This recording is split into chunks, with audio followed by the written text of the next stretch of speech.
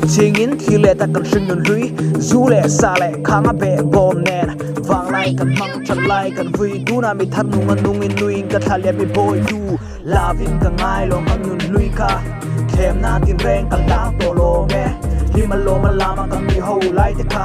him na tur thing om si lo kan hun to na khan chak na min pe akatha liam to a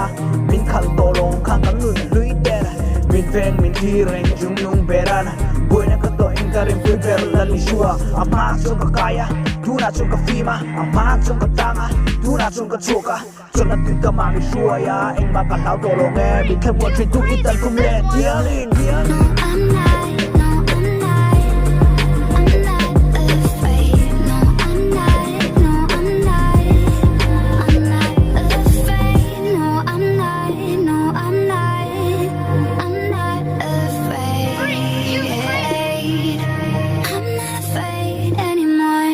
ching ka le ra ni ting ka chill se la hu min pe ke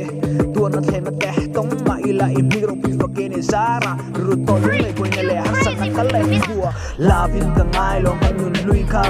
khem na tin reng ka la to lo me hi ma lo ma la ma ka mi ho lai te kha lim na tur thing om si lo kan hun to na khan chak na min pe a ka tha liam to a min khal to lo khang kan nun lui te min veng min thi reng jung nung beran boy na ka to in ka rim pui ber la li shua ama chung ka kaya tu na chung ka fima ama chung ka tanga tu na chung ka choka chon na tu ka ma mi shua ya eng ma ka lao to lo nge bi khem mo tri tu ital tum le diam